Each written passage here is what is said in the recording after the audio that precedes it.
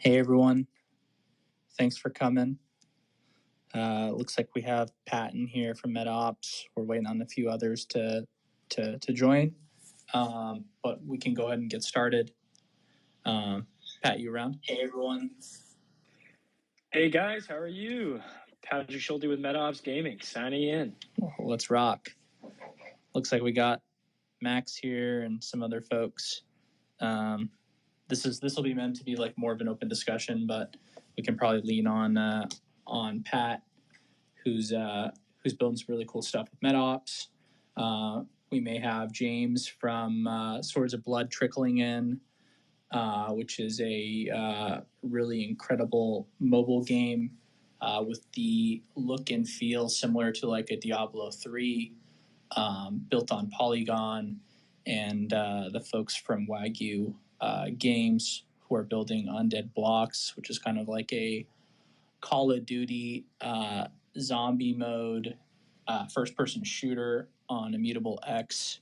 Will be joining in a little bit too. So we can kind of leave this as an open forum. We're going to be talking about a bunch of different topics, from like chain interoperability and like game design, and maybe Pat can share some lessons learned from GDC with us. But if you have any questions, or you want to get into the mix and like join the conversation, just put your hand up, and we'll bring you up to on the speakers panel, and feel free to join in. So maybe you can kick it off, Pat, and tell folks who you are and what the game you're working on is, and give people a proper intro there. Yeah, hey guys, my name is Patrick Schulte. I'm a co-founder of MetaOps Gaming. We are a 6v6 tactical shooter.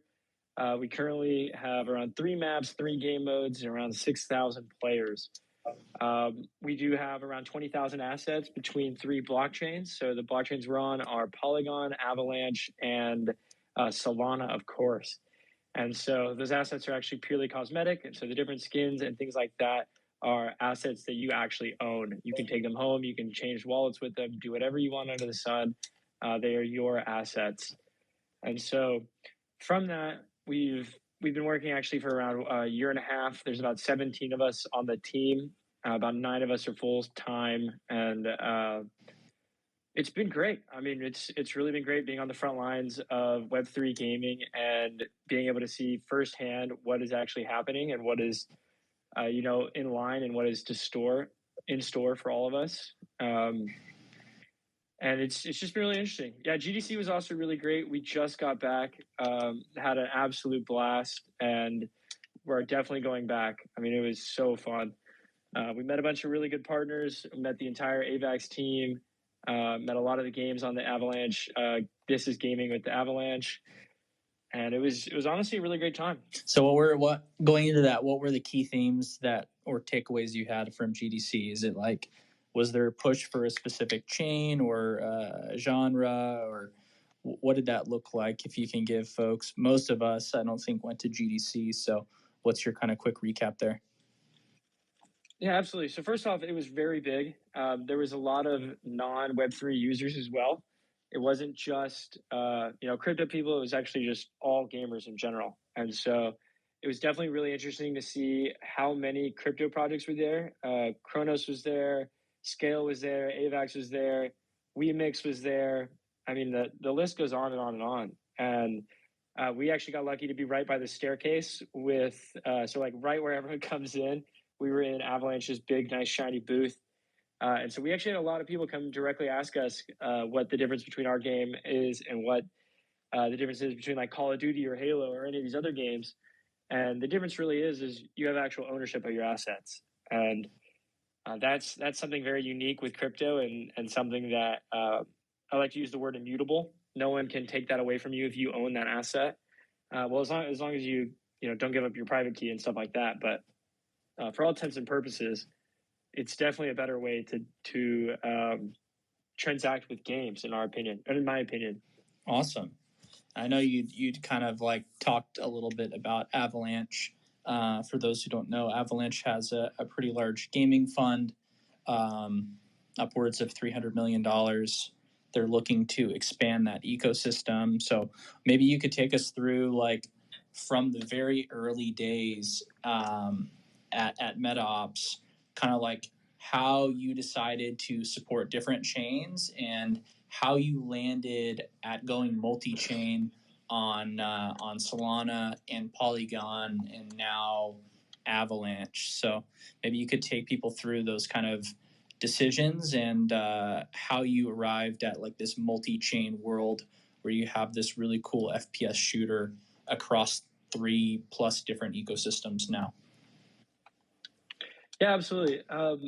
I would say the brass tacks of it was that, so we were actually originally on IMX, and there just wasn't enough documentation at the time because this was like September 2021, and so we didn't even have a game yet. We were just trying to figure out where we wanted to house everything, and we basically there was just no documentation. So we moved over to Solana. That's where we actually were able to add NFTs into the game. We were actually the first company to have an NFT in a standalone build. And from that, we got a lot of traction, especially with the help of the Fractal team, Justin Kahn, David Wirtz. And they were really able to propel our marketing since we've been bootstrapped the entire time as well. And so marketing has always been marketing budget has always been a touchy subject.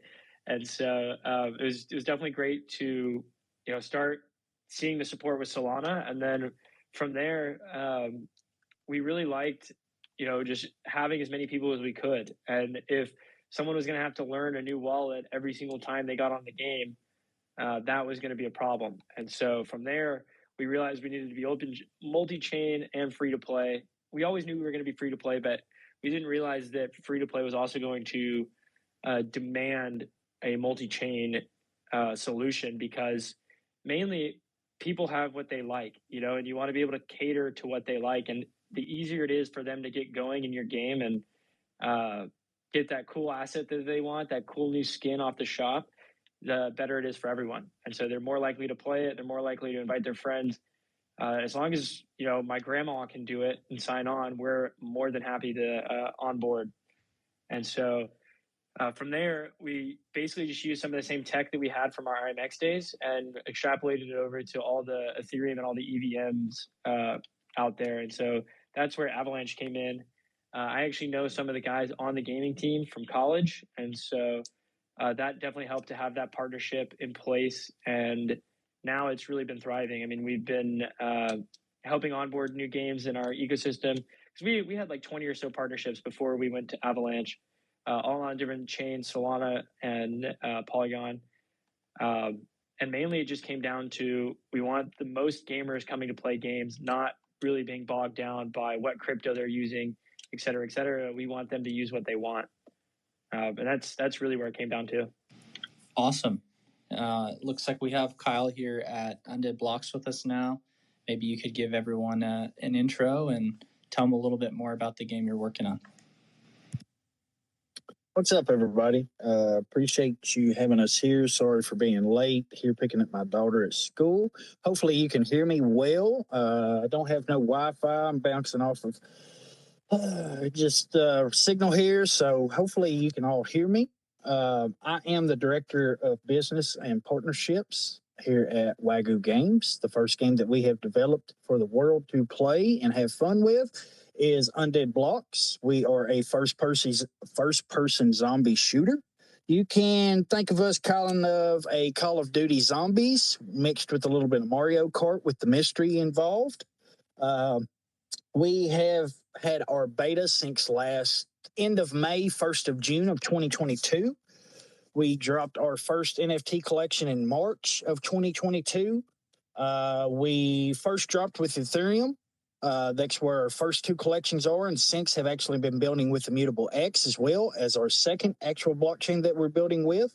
Might be announcing a third blockchain here in 2023, doing some really cool things there. Game is 100% free to play. It is on PC and Mac, optimized for the M1 chips. We are trying our hardest to optimize for the M2 chips right now as well.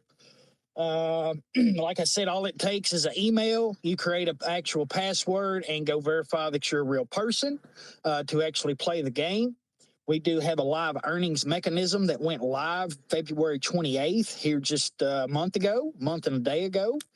And you have to have one of our Genesis or Apocalypse NFT collections to actually earn daily.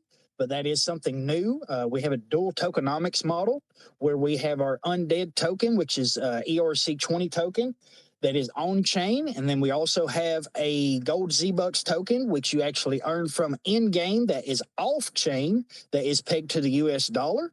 So we did things a little bit different, trying to build sustainability, trying to build earning at a different way. Also keeping it fun, keeping it to where people want to get involved, even it being free. We've also ran tournaments since the first weekend in July of last year, 2022, giving away up to $170,000 in sponsorship money. We're going to be kicking that off again this year for our Genesis holders only for the first tournament again. That will commence April 28th. I believe that date is.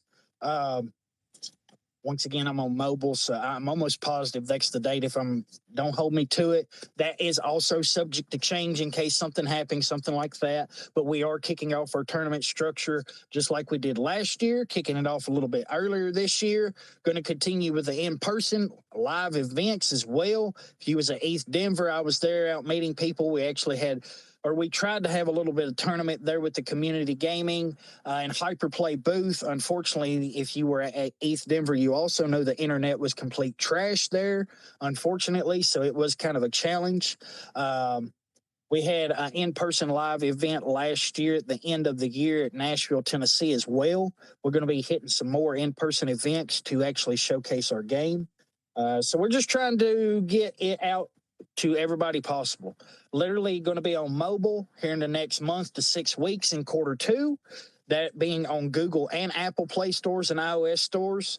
So really trying to get everybody on Earth at least the opportunity to play our game, come out and experience what we're doing, what our partners doing, and what we're building here in the Web3 and blockchain space. That's awesome. It's cool seeing the expansion from you all, not only from like a chain support, but platform support. And there are obviously challenges with going to mobile versus being on desktop or like on a hosted web app.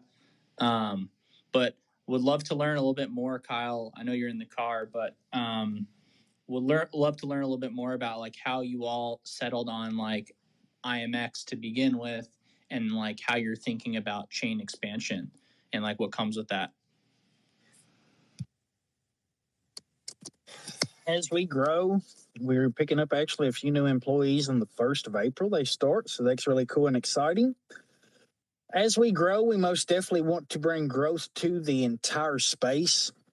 I think the Immutable X was a great choice for us for what they were building. We made that choice last year, started building with them, dropped our first collection with them in December.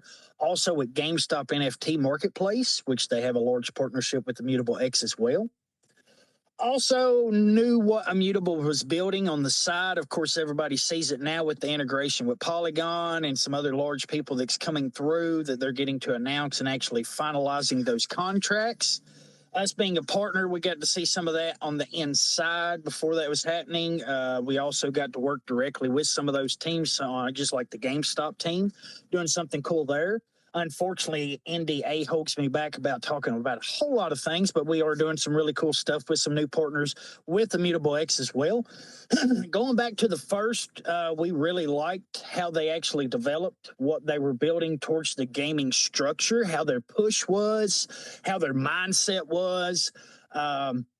Really all their employees that they were going after really had that same mindset, really wanting to build for this space. You can't say 100% towards gaming, but at least 85 to 90, and then the rest towards entertainment, say music, movies, things like that, other things that go with gaming. Got to meet that team firsthand last year as well. Got to have a really great experience, built a really good relationship. Myself, some of the other co-founders, Grant, the CEO, actually some of our developers as well, got to sit down, talk, developer talk as well as real life talk. We really got close with them. We did meet with quite a few other teams. and just really hit it off with Immutable. I guess you would say the best. The vibes, everything like that, their vision, our vision, what we wanted to do. The first drop lined up, like it was like it was meant to be. Literally, it flowed well. Everybody really had that determined goal. Everybody like pitched in where they needed to, and it was great to see. That was probably the largest thing that made us direct towards that choice, while we had other top competitors that were right there. Like literally, it was really hard to make that decision. Something that also will be coming up again. We have many others that are wanting us to build something cool with them as we also branch out, be chain agnostic. The future of this space, I think, depends on not only our game, not only our studio, but all studios in some way, shape, or form dipping their toes into being chain agnostic. Bringing other chains together, doing really cool things like that, I think is what interoperability and really the future of this space is going to be built that way. We're also going to be able to test what blockchains are best for what we're building, what are not. What blockchains can handle the capacity of all the actual players that are going to be coming in, what cannot. There's a lot of things that, I know us specifically are building analytical dashboards and certain things to track ourselves to see how efficient actually some of these blockchains are with what we're building. Of course, we're building in Unity with our first game. We do have the capability to build in Unreal Engine 5. We do have a lot of partners that's building that. You do have a lot of people that's building in that as well. We want to see how actual blockchains, especially when you implement their technology, how they flow together, how much actual response you get, what kind of feedback you get from your community. How easy is it to use? How do they like the actual platform? How do they like the steps of actually going and minting or actually transferring or selling, or whether they're just sitting and looking at it, whatever it might be. Like literally, there's a lot of things you got to sit down and talk, go through those. So we got a lot of great feedback. Our community, like top notch there, can't complain a single bit at all. They come in as testers. They come in as people giving complete feedback from everything from the blockchain that we would build on, all the way down to how the gun mechanics are working when you reload. Like there's so much involved to it. It's not easy doing any of this, especially in blockchain technology. But you getting to a higher level and putting the game, play with the actual blockchain mechanics, certain things. We developed our own wallet. We developed our own OS. We developed some things very early and was very fortunate to put those things in and be able to work with those firsthand, them being in-house. So I know that's benefited us to some degree. So I know Immutable X has also helped with that as well. They actually got me in contact with one of the developers that's already hired and going to be starting on the 1st here in a couple of days. That's another reason why.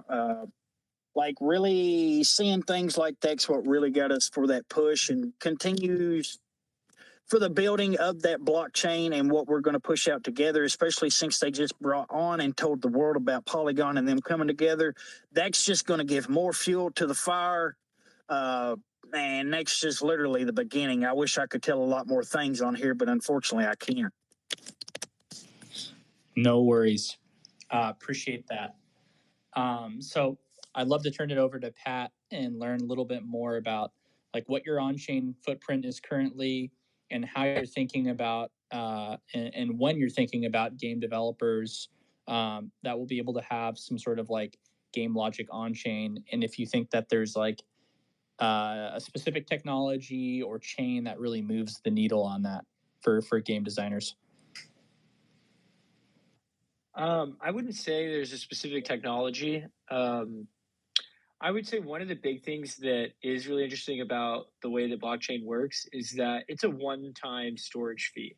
So when you mint that NFT, you pay a one-time gas fee during that mint, and then that is stored forever.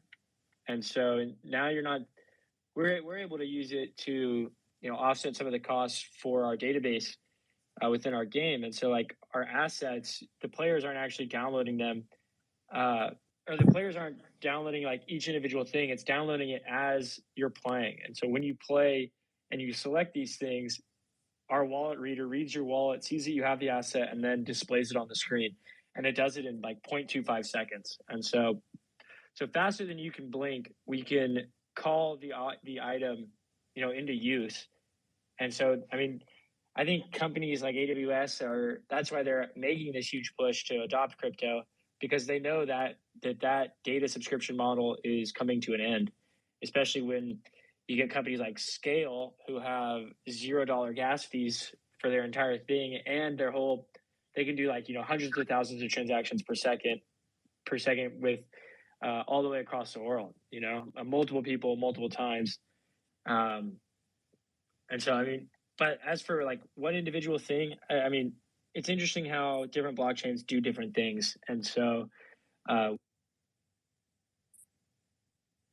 of our footprint, the main footprint, and right now we are trying to add a weekend league. So players will pay $5 to participate in a tournament setting, get ranked, and then win that prize. And so it will be crypto. It'll actually we actually have another partner to whatever that person wants. And so like if that player wants to take home Bitcoin, well, they can switch it out for AVAX and take home Bitcoin if they wanted to. Just things like that. I mean, there's no real specific chain. I do think dynamic NFTs are really cool. I think those are going to be coming soon. I think that every chain that doesn't have them is going to have to add it to their smart contracting. But I mean, especially if like when you're talking about a game, like imagine if I buy like a assault rifle skin, right? And then I go and get 50,000 kills with it. Well, isn't that a stat that you'd want to see on your gun? And then also when it's on the marketplace, that it's like a well-used gun and it could be, noticeable, things like that.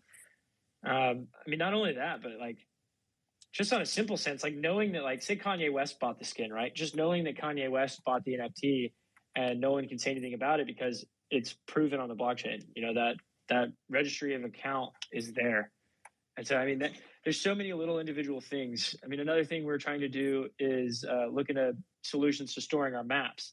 Currently, there's not an NFT solution out there that can house that big of a file size.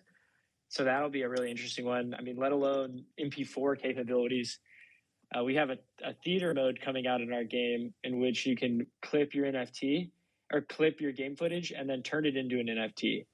And all these things are possible through, again, blockchain and blockchain technology. And we're on the forefront again. I mean, everyone who's in this space maybe started last year, maybe 2 years. And so it's, everyone's trying to see what they can do to really alter the course of blockchain gaming. I mean, we've got a few solutions up our sleeve, and I'm sure UndeadBlocks does as well. And so it's definitely, I'm definitely interested to hear what Chris has to say. I mean, I would say there's not one particular blockchain is my answer. Gotcha. No, I think we definitely have our opinion on it.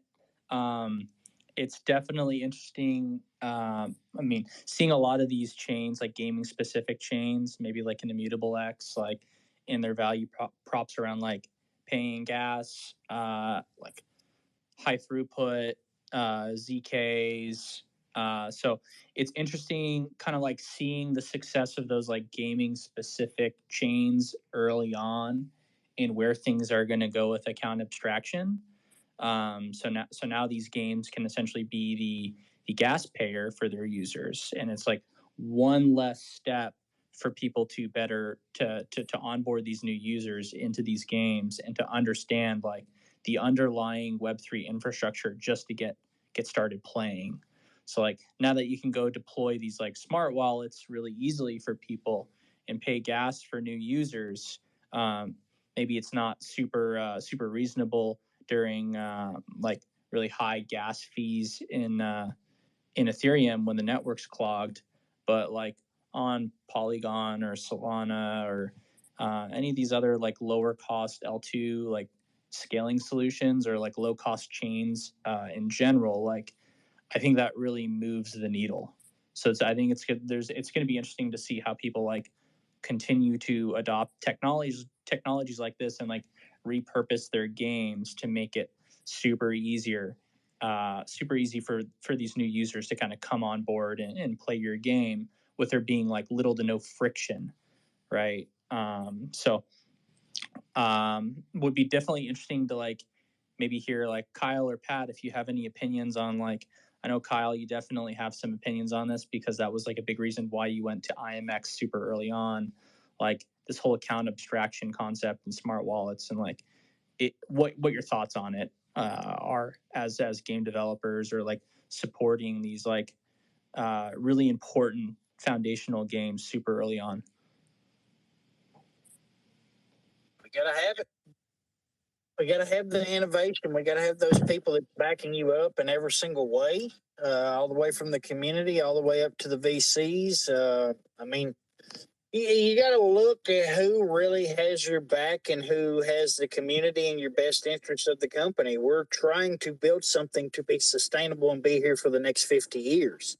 I know there are many of games that have come and have had their little time and ran off. You got to watch those people that's been with you, going to be with you, want to root for you when you're not around, like literally, like, and.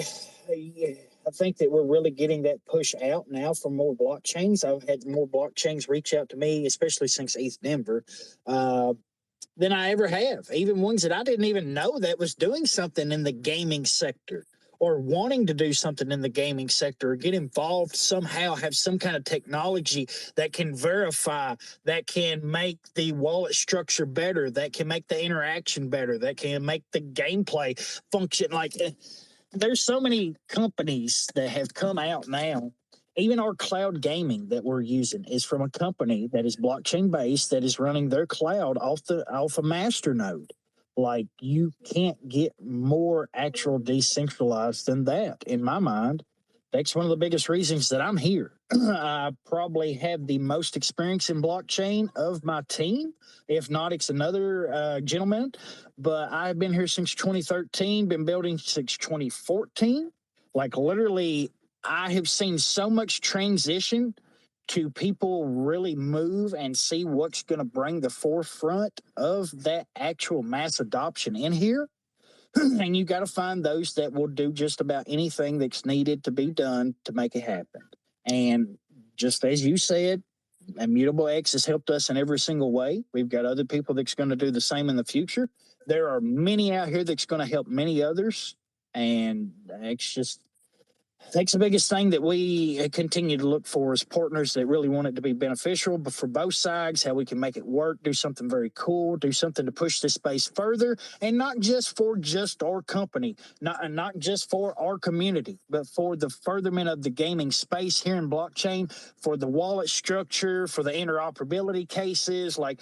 Yeah, there's so many things that we can do to make this space better, make it more efficient, make it more verified, make it more transparent, get people more educated, get children educated. I'm going to be coming to Texas after Consensus to be working with the Texas Board of Education, about 2 hours away from Dallas-Fort Worth area in a city called Longview.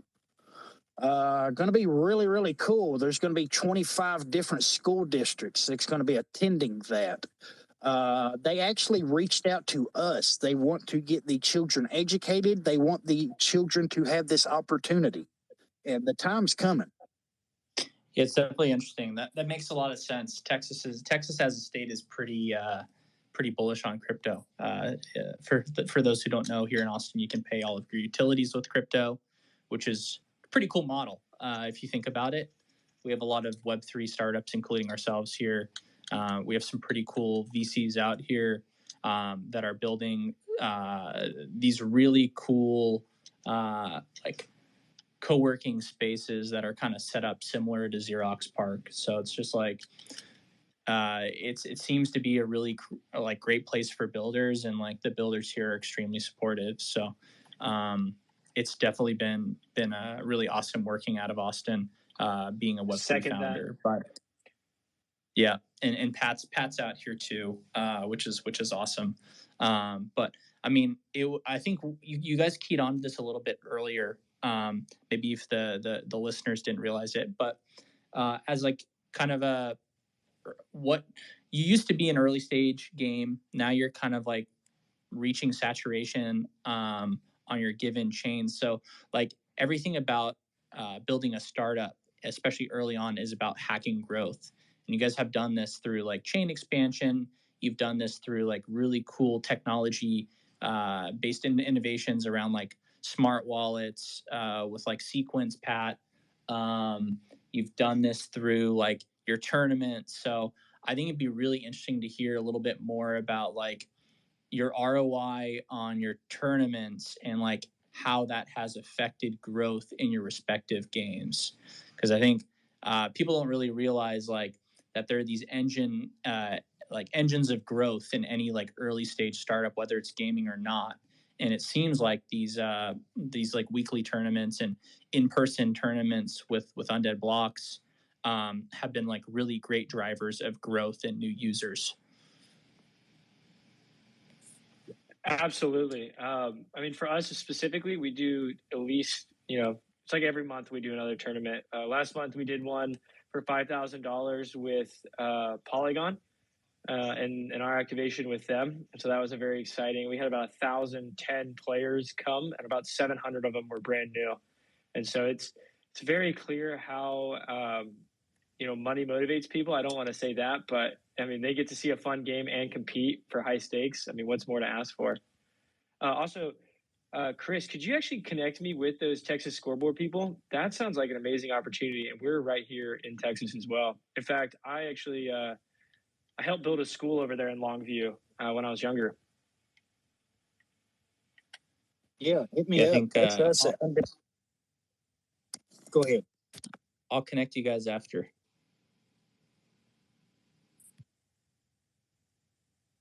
Kyle, would definitely love to get your kind of input on this. It seems like the ROI has been really good. You've had some really like unique ways you've created like new business models with like Web 2 consumer brands. Is there anything you could say about that to folks? Doing things that people find fun. We started our tournament structure. It got a lot of great feedback. We got a lot of actual people that come out and participated. I know we had over 7,000 people to participate in one tournament.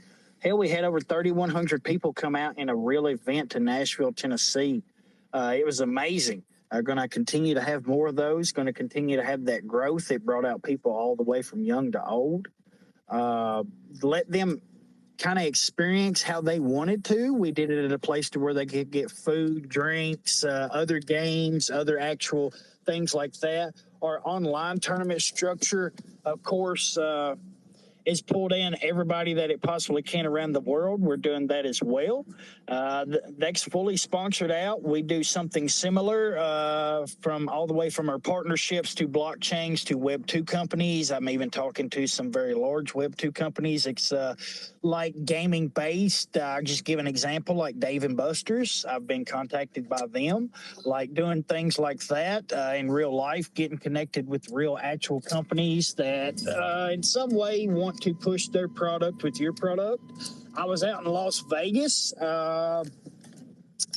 Super Bowl. We did Super Bowl actual event with the NFL Alumni Association. We had over 400 actual NFL ex-players. Some of them, I think there was over 40 that were Hall of Famers that come out. There was a lot of amazing people that come out there to do a Web 2/Web 3 event that got people actually didn't even know that we were building games in this space. I actually got to meet Des Bryant, got to meet a lot of cool people that some of them already were in the space doing a lot of cool stuff. Some of them didn't know a damn thing that was going on.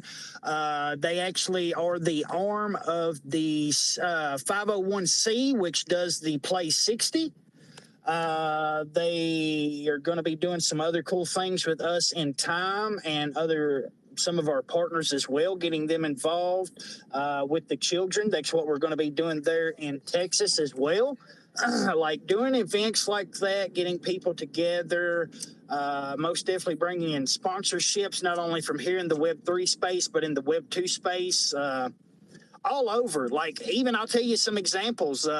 We have a streaming news network that is called ZNN, Zombie Network News, and we got all the PCs, all the stream decks, things like that, actually negotiated with a company out of Phoenix that actually set up some business with us to where we could actually get some people purchasing their products and their PCs and things that they're building, and they actually built some things for us, and that didn't actually come from the company budget at all, and we got all that set up linked directly to our news network that now we get to do our own podcast, we get to interview people, we get to stream, do many things like that. So we're looking at every avenue. I was an engineer for quite a long time and done a lot of deals in materials and things like that.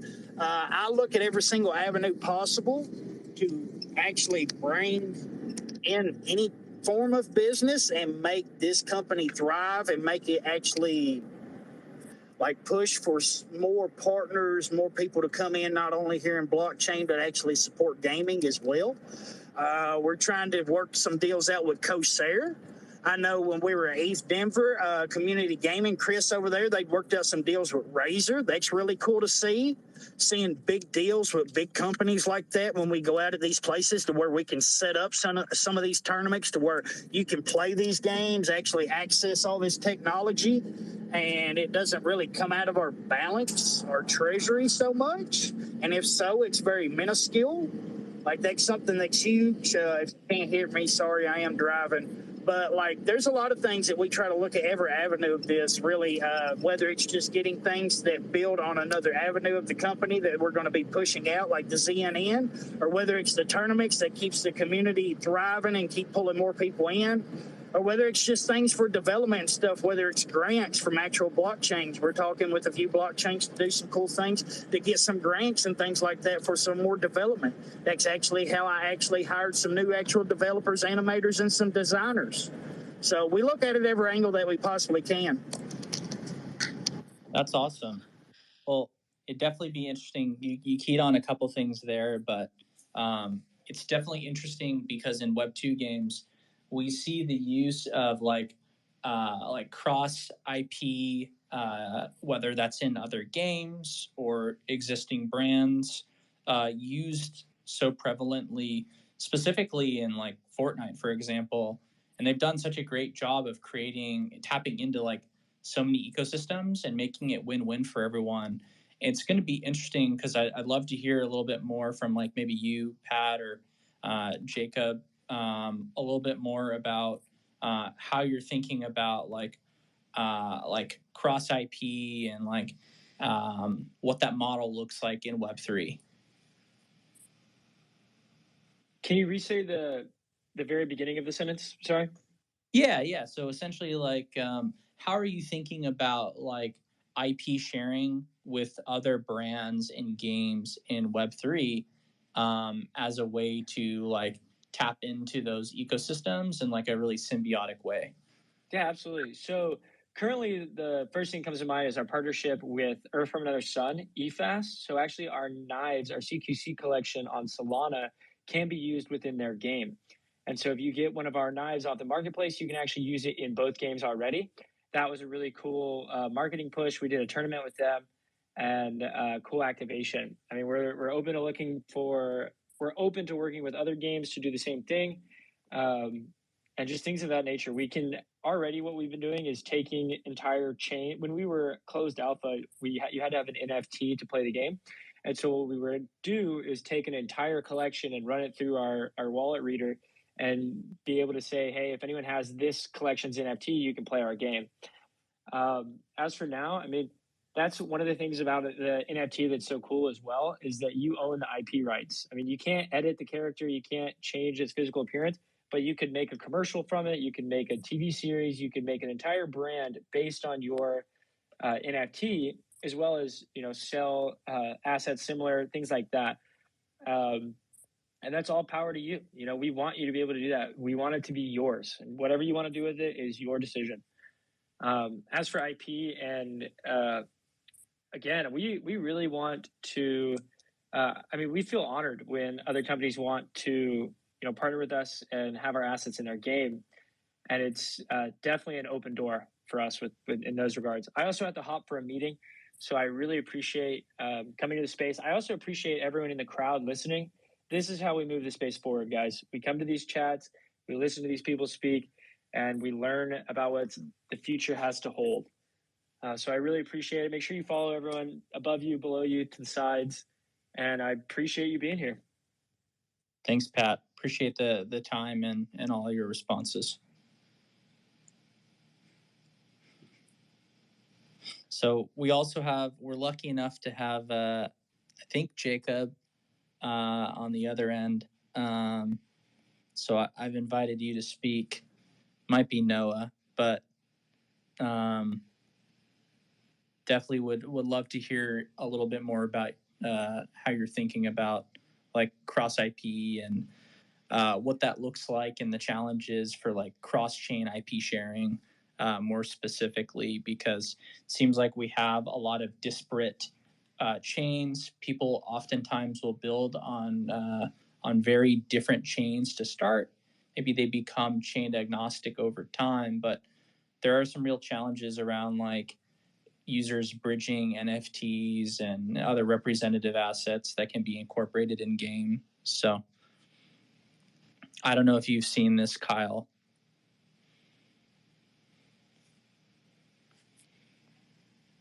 Yes, sorry, I'm trying to get a 9-year-old settled in after school. Yes, I've seen that. I actually got some kind of marshmallow thing that's good though. Sorry. I have seen what you're talking about. Of course, Yeah. we are doing something that's going to be pretty cool here coming out that might be something similar. And talking about the cases of interoperability, like that's what makes the community thrive. That's what makes this ecosystem thrive. Like that's what we really love to do as well. We continue to do big cases of that. We've got really large one with My Pet Hooligan and some others, but anybody that wants to reach out and do something cool, hit us up at any point in time. I'm always down to do something that's badass. Love that sentiment. Well, it looks like we're coming up on 10 minutes till. I'd like to open it up to anybody from the audience to come and join as a speaker and talk about whatever you'd like to. Yeah, did I just get the mic? Yeah, Cool. yeah. Yeah, first I'd like to say I just noticed Sphere 1 is based in Austin. I live on South Lamar, so it's always awesome to see more Web3 projects building in Austin. I feel like we're kind of becoming a hub for Web3 outside of like Singapore and other areas like New York maybe. So super cool. Kind of just wanted to comment on what Kyle said earlier about his game UndeadBlocks. I think, last year in the space, the craze was play to earn, all this stuff. But now, I was just at GDC, I saw a lot of projects there are really moving to free to play and building an actual fun gaming experience. They have a lot of veterans from Web 2 that built games, that know how to build games. And so I just wanted to say, like, super cool to see more people moving that way, making a free to play experience that's going to attract not just Web3 users, but gamers in general, because I think the space needs more of that moving forward. And then secondly, would love to connect with you, Kyle, talk more of a partnership thing. From my company, Carve. Would love to elaborate more connecting with you. What's the best way to reach out? Hit me up either on this, but the best way is to send me a message. I'll send you a message right now. Sure. And I'll send you a message right now and send you my Telegram handle. Oh, that'd be perfect, bro.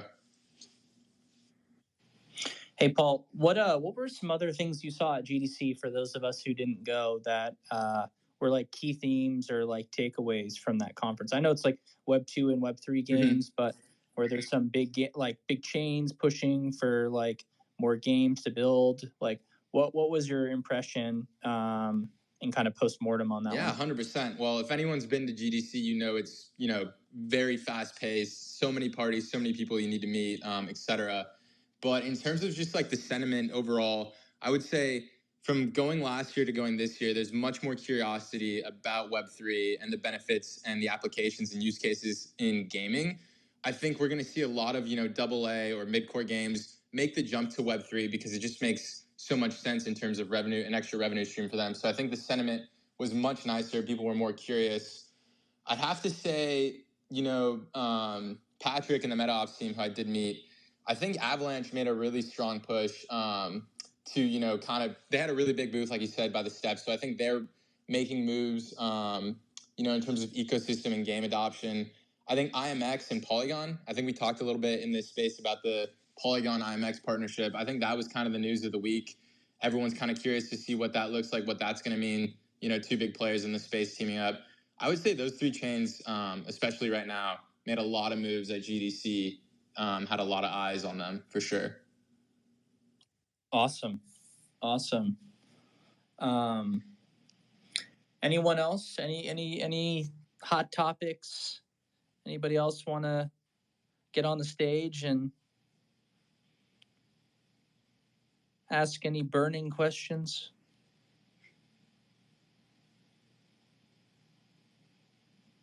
Going once, going twice.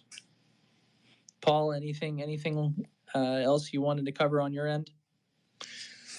I guess I can just touch on what Patrick said on his way out too. Like, this is how we grow the space, just talking in communities, talking in spaces like this. I just saw this Sphere 1 thing because I know the MetaOps team, so I hopped in here. This is an awesome spaces. I think, I would love to see you guys grow some more on your journey, and I'll be a regular participant in the community. So hit me up with anything you guys need. Awesome. I appreciate it. I appreciate all of you that have come and listened, and we're building a community one step at a time. Appreciate you, Kyle, coming out.